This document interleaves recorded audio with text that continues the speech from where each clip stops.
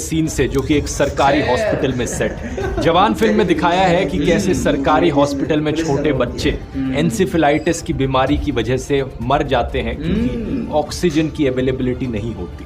Film में एक बड़े सिंसियर डॉक्टर ईराम को दिखाया है जो पूरी कोशिश करती हैं अपनी बच्चों को बचाने की, लेकिन इस घटना के पब्लिक होने के बाद सरकार welcome Pakistan India's number 1 reaction YouTube channel. आज हम रिएक्ट करने वाले हैं जी शाहरुख खान की बूम ब्लास्ट वीडियो। जी हाँ, तो हम बात करने वाले हैं शाहरुख खान की जवान फिल्म पर, जिसने मार्केट में आते ही बहुत सारी धूम मचा दी। एंड हमने अभी तक देखी नहीं है, लेकिन कुछ ट्रेलर्स देखे हैं और कुछ उस कहानी के बारे में कुछ सुना है। और आज हम रिएक्ट करने वाले हैं ध्रुव राठी की वीडियो पर, जो कि बहुत ही धीमे अल्फाज और बहुत ही अंदरूनी गहरे अल्फाजों से इस स्टोरी के बारे में और इस फिल्म की स्टोरी के बारे में हमें बताने की कोशिश करेंगे। और आपको पता है इनकी वीडियो कितनी ज़्यादा इंटरेस्टिंग होती हैं, तो ओरिजिनल वीडियो का लिंक जो है हम डिस्क्रिप्शन में देंगे। और without wasting any time video को स्टार्ट करते हैं। और उससे पहले आपसे रिक्वेस्ट है कि चैनल पर पहले मरतबा आए तो must subscribe this channel and for more updates. सो ऐसे मज़े की वीडियोस हम आपके लिए लाते रहेंगे। भाई भी बेसब्रे हो रहे हैं वीडियो को देखने के लिए, क्योंकि हमने अभी तक मूवी नहीं देखी, तो उसकी थीम और मूवी को देखना और समझना चाह रहे हैं। So without wasting time let's start video. नमस्कार दोस्तों, शाहरुख खान की हाल ही में रिलीज हुई जवान फिल्म सारे रिकॉर्ड्स तोड़ रही है। इस फिल्म को जनता से भी भरपूर प्यार मिल रहा है, लेकिन क्या आप जानते हैं इस फिल्म में दिखाई गई आधी से ज्यादा घटनाएं असल जिंदगी से इंस्पायर्ड है। आप शॉक हो जाएंगे जानकर कि इस फिल्म में दिखाई गई चीजों का रियल लाइफ से कितना बड़ा कनेक्शन है। आइए जानते हैं आज के इस वीडियो में। इस वीडियो में मैं फिल्म के किसी भी बड़े प्लॉट पॉइंट का कोई स्पॉइलर नहीं दूंगा, तो अगर आपने फिल्म नहीं देखी है तो भी आप इस वीडियो को बेझिझक देख सकते हैं। इनफैक्ट अगर आपने फिल्म नहीं देखी है तो हो सकता है आपकी क्यूरियोसिटी बढ़ जाए फिल्म देखने के लिए इस वीडियो में दिखाए गए असली इश्यूज को देखने के बाद। शुरुआत करते हैं फिल्म के फर्स्ट हाफ के दूसरे बड़े सीन से, जो कि एक सरकारी हॉस्पिटल में सेट है। जवान फिल्म में दिखाया है कि कैसे सरकारी हॉस्पिटल में छोटे बच्चे एंसेफेलाइटिस की बीमारी की वजह से मर जाते हैं क्योंकि ऑक्सीजन की अवेलेबिलिटी नहीं होती। फिल्म में एक बड़े सिंसियर डॉक्टर ईराम को दिखाया है जो पूरी कोशिश करती हैं अपनी बच्चों को बचाने की, लेकिन इस घटना के पब्लिक होने के बाद सरकार उल्टा इन्हीं डॉक्टर को फ्रेम कर देती है, झूठा इल्जाम इन पर लगाया जाता है और ये जेल में जाती हैं। ठीक ऐसा ही कुछ हुआ था दोस्तों अगस्त 2017 को असल जिंदगी में गोरखपुर के शहर में। वहां एक सरकारी अस्पताल BRD मेडिकल कॉलेज में 63 बच्चों की मौत हो जाती है 3 दिन के अंदर अंदर, जब हॉस्पिटल की पाइप ऑक्सीजन सप्लाई खत्म हो जाती है। उस वक्त डॉक्टर काफिल खान वहां पर एक पीडियाट्रिशियन के तौर पर काम कर रहे थे। जब इन्हें पता लगता है कि ऑक्सीजन की सप्लाई खत्म हो रही है हॉस्पिटल में, तो ये अथॉरिटीज को इन्फॉर्म करने की कोशिश करते हैं। कुछ रिस्पॉन्स नहीं आता तो खुद से भी ऑक्सीजन की सप्लाई प्रोक्योर करने की कोशिश करते हैं अपने खुद के एक्सपेंस पर। इन्हें एक रियल लाइफ हीरो की तरह देखा जाता है, लेकिन जब इस इंसिडेंट की खबर मीडिया में आती है तो इसके बाद उल्टा इल्जाम डॉक्टर काफिल पर ही डाल दिया जाता है। सरकार इन पर आरोप लगाती है मेडिकल नेग्लिजेंस और करप्शन का। इन्हें अपनी नौकरी से सस्पेंड कर दिया जाता है, अरेस्ट किया जाता है और फिर 9 महीने तक ये जेल में रहते हैं। एक इंटरव्यू में बताते हैं कि जेल में कितनी बेरहमी से इन्हें मारा पीटा गया। 4-5 दिन तक इन्हें भूखा रखा गया। इतनी बुरी हालत थी कि अपनी कमर पर महीनों तक सो भी नहीं पाते थे। And they used to make me naked. They used to beat me with a stick. They didn't give me food or water for 4-5 days. अप्रैल 2018 में जाकर फाइनली इलाहाबाद हाई कोर्ट से इन्हें बेल मिलती है। कोर्ट कहता है कि कोई एविडेंस नहीं है कि इन्होंने कुछ भी गलती करी। 2017 में एक इंक्वायरी पैनल बनाया जाता है इनके ऊपर लगे गए आरोपों को इन्वेस्टिगेट करने के लिए। वहां पर भी कहा जाता है कि इनके ऊपर लगाए गए आरोप बेसलेस हैं और इनकंसिस्टेंट हैं। इनफैक्ट इसी पैनल रिपोर्ट में लिखा होता है कि कैसे 11 और 12 अगस्त को इनके ऑनेस्ट एफर्ट्स की वजह से 500 से ज्यादा जंबो ऑक्सीजन सिलेंडर इस हॉस्पिटल में आ पाए अलग अलग कंपनियों से। जवान फिल्म में दिखाया गया है कि कैसे जब डॉक्टर के पास कोई और ऑप्शन नहीं बचा था तो उन्होंने एम्ब्यू बैग्स देने शुरू कर दिए पेरेंट्स को। ये भी चीज असली में हुई थी। गोरखपुर ट्रेजेडी के दौरान रिपोर्ट्स आई थी कि कैसे जब ऑक्सीजन खत्म हो गई तो पेरेंट्स अपने बच्चों की जान बचाने के लिए एम्ब्यू बैग्स का इस्तेमाल कर रहे थे। आखिरी दम तक कोशिश कर रहे थे और कई पेरेंट्स ने अपने बच्चों को अपनी आंखों के सामने मरते हुए देखा। डॉक्टर काफिल का कहना था कि उन्हें स्केपगोट बनाया गया था और ये एक मैन मेड ट्रेजेडी थी। 30 से ज्यादा चिट्ठियां लिखी गई थी बीआरडी मेडिकल कॉलेज के अथॉरिटीज को और यूपी सरकार को। 63 लाख रुपीस का बिल ऑक्सीजन सप्लायर्स को पेंडिंग था जो उन्हें पे नहीं किया गया था महीनों से, और बार बार चिट्ठियों में यही चीज बताई गई कि ऑक्सीजन सप्लायर्स को पे कर दो ताकि ऑक्सीजन की सप्लाई आती रह सके हॉस्पिटल में। इस गोरखपुर ट्रेजेडी के होने से सिर्फ एक दिन पहले 9 अगस्त को उत्तर प्रदेश के चीफ मिनिस्टर आदित्यनाथ खुद इस हॉस्पिटल में गए थे और विजिट करी थी उन्होंने। जो सब कुछ उस समय हुआ था उस पर मैंने एक वीडियो भी बनाया था, अगर आपने देखा हो तो, नहीं देखा इसका लिंक डिस्क्रिप्शन में डाल दूंगा। देश में सरकारी हॉस्पिटल्स की हालत बहुत खराब है, ये हम अक्सर सुनते हैं, लेकिन एक्चुअली में कितनी खराब है और उसका क्या इम्पैक्ट पड़ता है लोगों की जिंदगियों पर, यह हमें पता चला इस फिल्म से और गोरखपुर ट्रेजेडी से। इन सरकारी अस्पतालों की हालत सुधारने के लिए फिल्म में एक बड़ी बोल्ड स्टेटमेंट दी जाती है। कहा जाता है कि अगर नियत है तो इन सारे अस्पतालों को देश भर में सिर्फ 5 घंटे के अंदर सुधार दिया जा सकता है। ये चीज थोड़ी ज्यादा फिल्मी हो गई, लेकिन असल जिंदगी में मेरा मानना है कि 5 घंटे नहीं, लेकिन 2 से 3 हफ्तों में डेफिनेटली सारे अस्पतालों को सुधारा जा सकता है। और इतनी ही तेजी और एफिशिएंसी आप अपनी जिंदगी में भी ला सकते हैं अगर आप चैट जीपीटी जैसे एआई टूल्स। बड़ा मुद्दा जो फिल्म में दर्शाया गया है वो है खराब हथियारों का। हमारे जवान देश में शहीद होते हैं दुश्मन की गोली से नहीं, बल्कि हमारे खुद के खराब हथियारों की वजह से, जिन्हें मैन्युफैक्चर किया जाता है किसी क्रॉनी कैपिटलिस्ट के द्वारा। इसको लेकर भी रियलिटी में कई सारी रिपोर्ट्स आई हैं over the years. 2012 Indian army के चीफ जनरल वीके सिंह प्रधानमंत्री मनमोहन सिंह को लिखकर कहते हैं कि आर्मी की जो टैंक फ्लीट है वहां पर क्रिटिकल एम्यूनेशन की सख्त कमी है। 2015 रिटायर्ड लेफ्टिनेंट कर्नल दीपक मल्होत्रा दिल्ली हाई कोर्ट में एक पीआईएल फाइल करते हैं, ये आरोप लगाते हुए कि ब्यूरोक्रेटिक हर्डल्स की वजह से हमारे सोल्जर्स को बेकार क्वालिटी के हथियार इस्तेमाल करने पड़ते हैं, जिसकी वजह से उनकी जान रिस्क पर आती है। इस पीआईएल में एक घायल जवान का इंटरव्यू मेंशन किया गया था, जिसमें उन्होंने बताया कि कैसे डिफेक्टिव इंसास की वजह से छत्तीसगढ़ में एक मैसेकर हुआ। 2017 एक सीएजी रिपोर्ट मेंशन करती है कि कैसे 40% इंडियन आर्मी की एम्यूनेशन इतने कम लेवल पर है कि अगर एक वॉर हो जाती है तो 10 दिन से ज्यादा ये हथियार नहीं चलेंगे। 2018 Indian army made in India rifles को दूसरी बार रिजेक्ट कर देती है, क्योंकि ट्रायल्स के वक्त ये मेड इन इंडिया हथियार बुरी तरीके से फेल हो जाते हैं। ये रिपोर्ट्स अभी खत्म नहीं हुई हैं, अभी तो और सुनो। 2020 एक इंटरनल आर्मी असेसमेंट में फ्लैग किया जाता है कि कैसे खराब हथियारों की वजह से पिछले 6 सालों में 403 एक्सीडेंट्स हुए हैं और 27 जवान शहीद हुए हैं at a loss of 960 crore rupees. ये हथियारों को सप्लाई किया गया था ऑर्डिनेंस फैक्ट्री बोर्ड के द्वारा। इसके बाद सितंबर 2022 सिर्फ पिछले साल की रिपोर्ट है ब्लूमबर्ग की।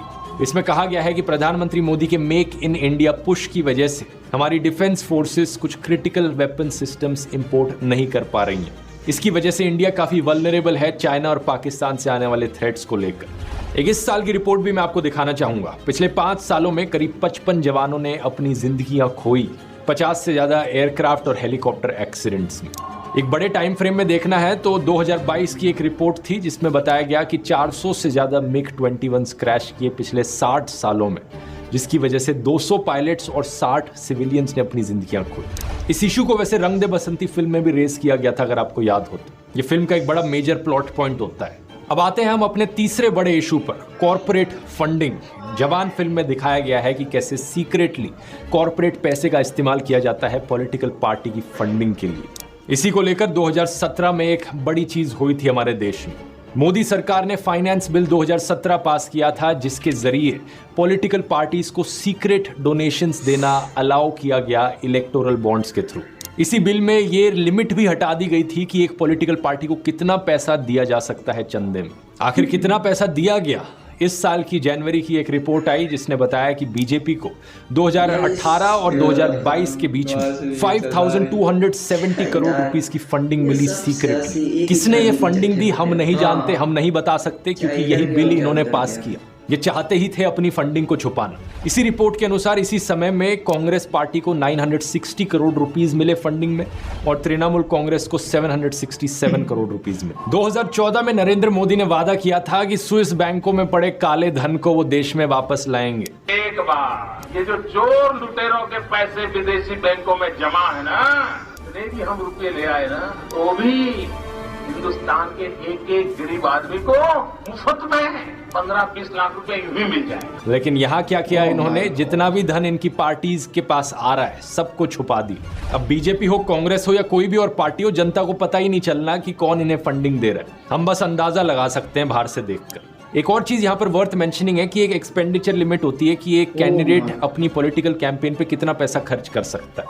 ये स्टेट टू स्टेट डिपेंड करती है, लेकिन लोकसभा की इलेक्शन में ये लिमिट 75 लाख रुपीस से लेकर 95 लाख रुपीस के बीच में है। यहाँ पर अगर हम लोकसभा की हर एक सीट के लिए अपर लिमिट भी ले लें, 543 सीट्स मल्टीप्लाइड बाय 95 लाख, करीब 500 करोड़ रुपए के बराबर होता है। तो कोई भी एक पॉलिटिकल पार्टी टेक्निकली इस 500 करोड़ रुपए से ज्यादा स्पेंड नहीं कर सकती। ये एक्सपेंडिचर लिमिट है, उन्हें अलाउड नहीं है। लेकिन सेंटर फॉर मीडिया स्टडीज की रिपोर्ट ने बताया कि बीजेपी ने सिर्फ 2019 की लोकसभा इलेक्शंस में कितने स्पेंड किए, 27,000 करोड़। सोचकर देखो कितना बड़ा डिफरेंस है यहाँ पर। अगर इस रिपोर्ट को इग्नोर भी कर दो तो नवंबर 2019 में बीजेपी ने खुद अपना सबमिशन दिया था इलेक्शन कमीशन को, और ये इलेक्शन कमीशन की वेबसाइट पर लिखा है कि बीजेपी ने खुद एडमिट किया कि उन्होंने 1264 करोड़ रुपीस स्पेंड किए लोकसभा के 2019 की इलेक्शंस। मैक्सिमम लिमिट यहाँ पर 500 करोड़, ये स्पेंड कर रहे हैं 1200 करोड़। कैसे? ये कोई मजाक चल रहा है क्या? जवान फिल्म में दिखाया जाता है कि फिल्म का विलन फॉरेन इन्वेस्टर्स को बता रहा है कि कैसे भारत में वोटर्स को खरीदा जा सकता है। एक एक वोटर को 10,000 रुपए दो तो वो हमारी प्रेफर्ड पॉलिटिकल पार्टी के लिए वोट कर दे।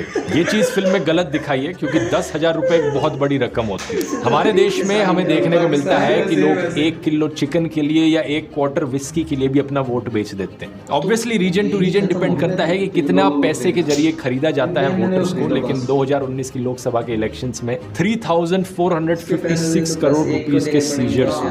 इसमें cash, gold, silver, alcohol, drugs सब इंक्लूडेड है। और वोटर्स को खरीदना तो छोड़ो, आजकल एक नया ट्रेंड आया मार्केट में। पॉलिटिकल पार्टीज एमएलएस को ही खरीद लेती हैं, मीडिया हाउसेस को ही खरीद लेती हैं, casinos, horse trading, horse racing, और फिर ये बिके हुए एमएलएस और मीडिया हाउसेस जनता के बीच में डिवाइड एंड रूल का गेम खेलते हैं, जनता के बीच में नफरत फैलाते हैं ताकि इनका पॉलिटिकल मास्टर वहां पर सत्ता में बैठे रह सके। फिर फिल्म में मुद्दा उठाया गया है देश के पर्यावरण को लेकर, कैसे कई इंडस्ट्रियल फैक्ट्रीज हमारी हवा और हमारे पानी को प्रदूषित करती हैं। जवान फिल्म में एक रेफरेंस देखने को मिलती है भोपाल गैस ट्रेजेडी की, जो दिसंबर 1984 में हुई थी।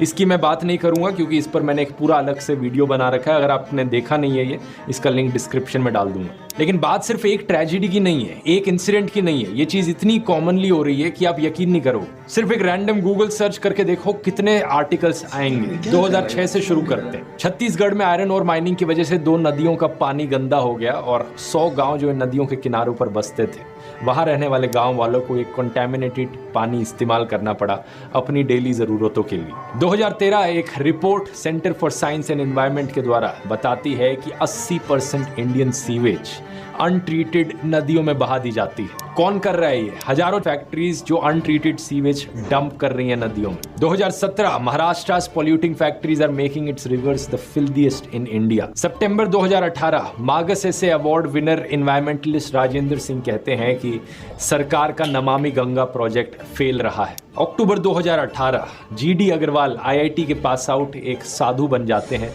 स्वामी ज्ञान स्वरूप सनानंद।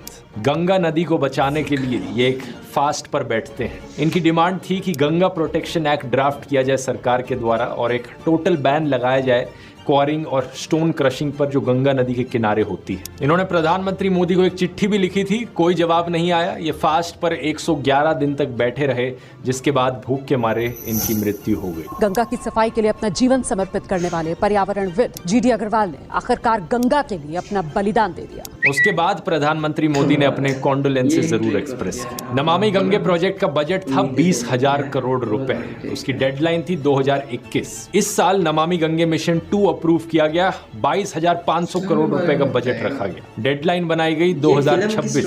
मिनिस्टर ऑफ स्टेट फॉर जल शक्ति ने क्लियरली राज्यसभा को बताया कि इस बार उनका मेन ऑब्जेक्टिव सिर्फ आउटडोर बाथिंग का वाटर क्वालिटी क्राइटेरिया सबक के मीट तौर करना पर है। ये नहीं कि गंगा का पानी पीने लायक बन जाए, बस इतना साफ हो कि वो नहाने लायक बन जाए।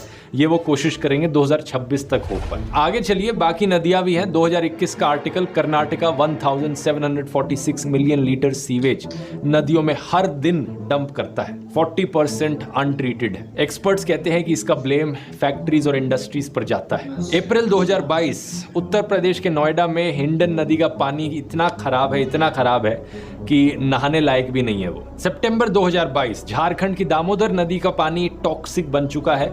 लोग इस पानी को इस्तेमाल करके बीमार पड़ रहे हैं। लोकल पावर स्टेशन और माइनिंग कंपनीज पैसा बचाने के लिए भारी पहाड़ियां ऐश की इस नदी में डंप करती हैं। 2023 सेंट्रल पोल्यूशन कंट्रोल बोर्ड का कहना है कि हरियाणा में 413 इंडस्ट्रीज हैं टोटल में, जो अनट्रीटेड वेस्ट अपना यमुना नदी में डिस्चार्ज कर रही हैं। पानीपत नंबर 1 पर है 181 पोल्यूटिंग फैक्ट्रीज के साथ, गुड़गांव नंबर 2 पर 100 से ज्यादा ऐसी फैक्ट्रीज के साथ। यही कारण है कि जवान फिल्म का विलन ओपनली फिल्म में फॉरेन इन्वेस्टर्स को कहता है कि तुम अपना पैसा इलेक्शंस जीतने में इन्वेस्ट करो, पार्टी को डोनेट करने में इन्वेस्ट करो, तो इंडिया में तुम्हें खुली छूट मिलेगी। जितनी फैक्ट्री सेटअप करनी है करो, जितना चीप लेबर इस्तेमाल करना है करो, और पोल्यूशन फैलाओ, गंदगी फैलाओ, कुछ फर्क नहीं पड़ता। फिल्म का विलन ये भी कहता है कि इंडिया की इन्वायरमेंटल रेगुलेशंस बहुत ही फेवरेबल हैं बड़ी बड़ी कंपनीज के लिए। बाकी डेवलप्ड देशों में काफी रिस्ट्रिक्शंस होती हैं जो भारत में नहीं होती। फॉर एग्जांपल, कई पेस्टिसाइड्स हैं जो बाकी देशों में बैंड हैं लेकिन इंडिया में अलाउड है। सुप्रीम कोर्ट एक पिटीशन सुन रहा था, 116 डेंजरस पेस्टिसाइड से रिलेटेड बैन की मांग करी गई। That was such a great story of this film जवान, एंड बहुत ज़्यादा इंटरेस्टिंग थी।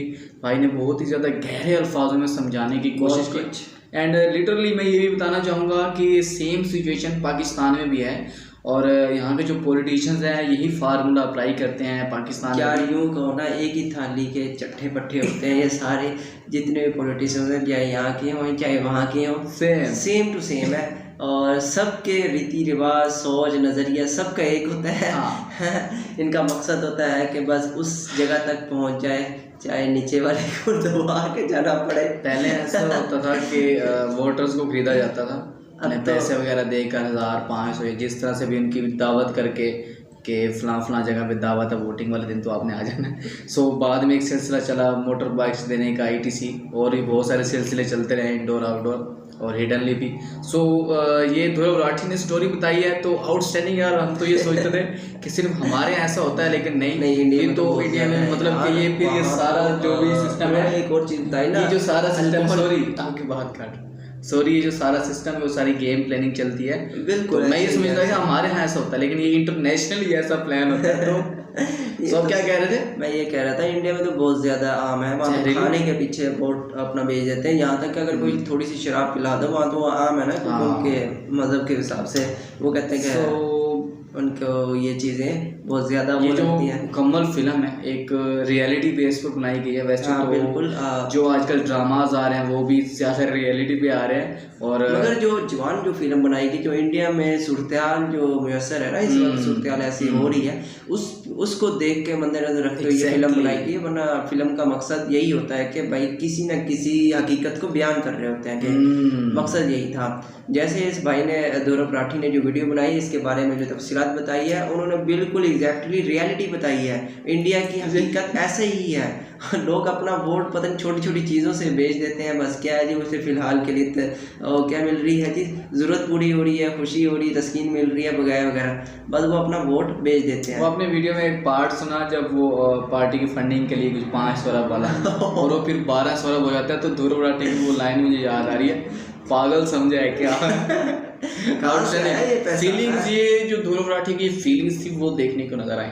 हाँ बिल्कुल, यार ये इस बंदे में एक चीज़ है, जो भी चीज़ बयान करता है और सच बताता है और रियलिटी बयान करता है, उसका अंदाज़ ऐसा नहीं होता जैसे कि यार फेवर में एक चीज़ पढ़ के आया, वो नहीं, बिल्कुल रियलिटी बयान बगैर किसी डर के, बगैर किसी खौफ के। ये वीडियो हमें तो यार बहुत बहुत बहुत ज़्यादा इंटरेस्टिंग, फैंटेस्टिक और दिल को भागे यार फिल्म की स्टोरी भी और भाई के बताने का तरीक़ाकार भी। सो आपको कैसी लगी कमेंट बॉक्स में बताइएगा ज़रूर। जो नया आया तो प्लीज़ चैनल को सब्सक्राइब लाजमी कर लेना। नेक्स्ट वीडियो में जो मुलाकात तब भी होंगी जब आप बेल आइकॉन पे बटन पे क्लिक करेंगे, तब भी आपसे मुलाकात हो सकेगी।